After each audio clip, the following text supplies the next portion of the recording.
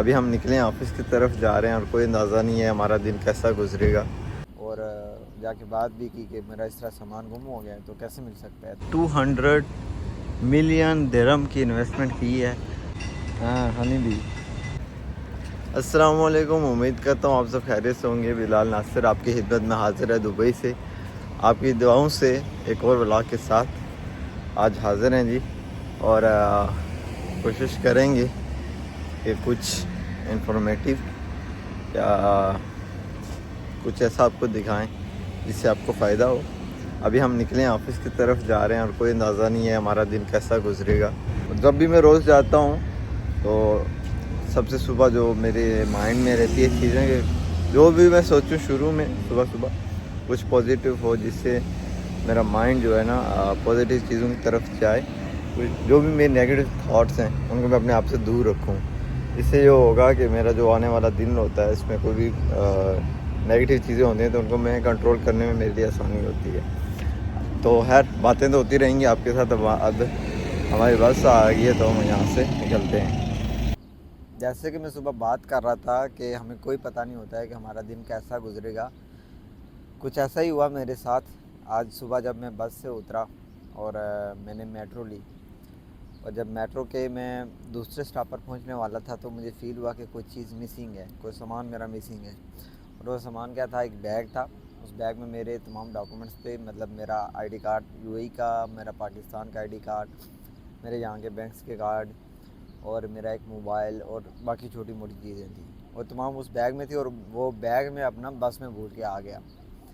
तो next stop पर मैं जो उतरा, परेशान था कि यार ये पता नहीं अब कैसे मिलेगा मेरा सामान, ये सब कुछ कहाँ चला गया।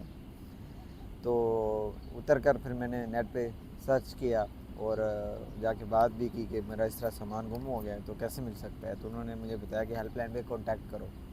हेल्पलाइन पे कांटेक्ट किया मगर मेरी कस्टमर केयर से उस तरह कॉल कनेक्ट नहीं हुई। और फिर मुझे फिर वहाँ से सोचना पड़ा कि अब मैं क्या कर सकता हूँ। तो फिर मैं वहाँ से मैंने सोचा कि चलो जहाँ पर वो बस जाएगी वो लोकेशन देखता हूँ और बस स्टेशन की तरफ जाता हूँ। और बस स्टेशन की तरफ मैं निकला।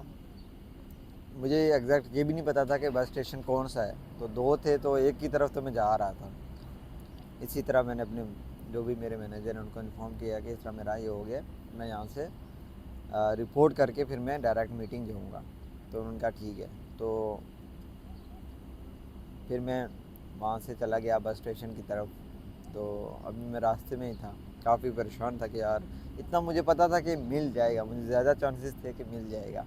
उसकी रीज़न क्या है वो मैं बताता हूँ आपको। तो अभी मैं रास्ते में था, नेक्स्ट जो बस स्टेशन था वहाँ पर मैं पहुँचा ही था कि मुझे कॉल आई एक। तो मैंने कॉल उठाई तो आगे से एक अरबी बंदा था। वो उसने मुझे बताया इस तरह कि आपका इस तरह बैग है इस लोकेशन पर है, दूसरे स्टेशन पर था। और उस स्टेशन का मुझे पता नहीं था वैसे, तो यहाँ से आकर कलेक्ट कर लो आप। तो फिर मैं थोड़ा सा सुकून में हो गया। फिर मैं उधर गया, जाके बैग कलेक्ट किया। उन्होंने मेरी तमाम चीज़ें जितनी भी थी सब सामने रखी। कहा कि कोई चीज़ मिसिंग तो नहीं है, कोई पैसे वैसे इधर उधर। मैंने कहा कुछ भी मिसिंग नहीं है, सब कुछ है। एंड वहाँ से निकला एंड तब मुझे रियलाइज़ हुआ कि वाकई में यूएई इन चीज़ों में काफ़ी मतलब बेहतर है आपके लिए। सिक्योरिटी सेफ्टी यहाँ पर बहुत अच्छी है। अब मेरे बैग में इतनी इंपॉर्टेंट चीज़ें थी, यहाँ पर बन तो जाती है आसान से, लेकिन फिर भी आपको मुश्किल होती है कि आप इन चीज़ों में जाते हैं। तो वो चीज़ें मेरे लिए बहुत इंपॉर्टेंट थी। वो चीज़ें मुझे वापस उसी तरह मिली, बगैर किसी डैमेज के, बगैर कोई भी चीज़ मेरी उसमें से मिसिंग नहीं थी। हालांकि बैंक के कार्ड से उसमें बंदे के पैसे होते हैं, कुछ भी होता है, मगर किसी ने कुछ भी नहीं छेड़ा उसको। और ये सब कुछ यहाँ के रूल्स, यहाँ की मतलब आप सेफ्टी सिक्योरिटी आप देख सकते हो, जिसकी वजह से यहाँ पर ये चीज़ें मुमकिन हैं। अगर मैं कंपैरिजन करूँ अपने होम कंट्री जो कि पाकिस्तान है, कश्मीर है, तो वहाँ पर मेरे साथ ये चीज़ एक्सपीरियंस हुई है। तो उसमें कभी कभी मिलता है, कभी कभी नहीं मिलता, डिपेंड करता है अगले बंदे पे डिपेंड करता है कि वो कैसा है। बट यहाँ पर क्योंकि यहाँ का एक सिस्टम ऐसा बना हुआ है कि ज़्यादातर लोग जो है ना, आपका इस तरह कोई सामान मिसिंग होता है या कुछ भी होता है तो वो दे देते हैं। And I am very happy कि जो भी मेरा सामान था मुझे मिल गया। एंड अभी मैं यहाँ से नाश्ता करके फ्री हुआ हूँ। अभी मैं जा रहा हूँ मीटिंग में एंड आगे क्या होने वाला है वो भी नहीं पता। तो जो भी होगा वो आपको साथ साथ दिखाएंगे।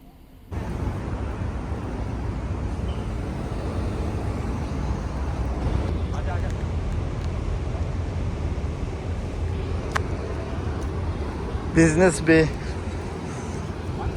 आए हम अभी।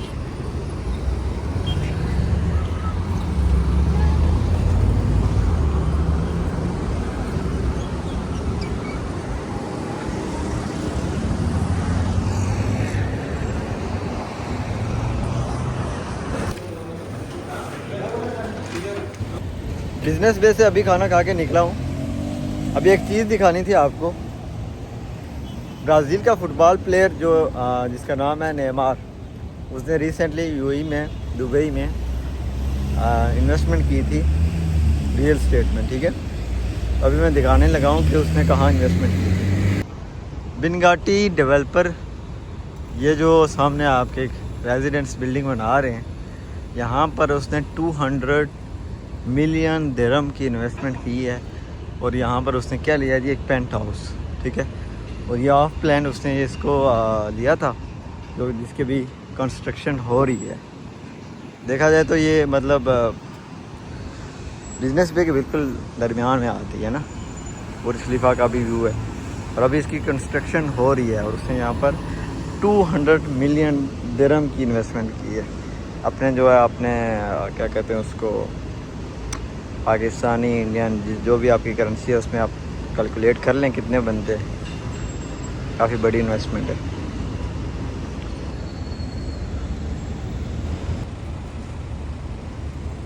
इसको क्या कहते हैं? Honey bee. हाँ, हनी बी नहीं, उर्दू में क्या कहते हैं? शहद की मक्खी कहते हैं। वाह, बच के चलना।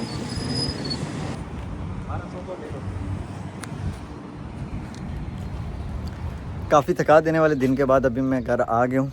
आपको मेरी हालत दिख रही होगी। एंड वीडियो के बारे में बताएं आपको कैसी लगी है, अपनों में शेयर करें, सब्सक्राइब करें, कमेंट करें, बताएं कुछ सजेशन देना चाहें या कोई भी दुबई के बारे में आपका कोई भी क्वेश्चन हो या मेरे बारे में, तो कमेंट करें। मिलते हैं नेक्स्ट वीडियो में, तब तक के लिए अल्लाह हाफिज़।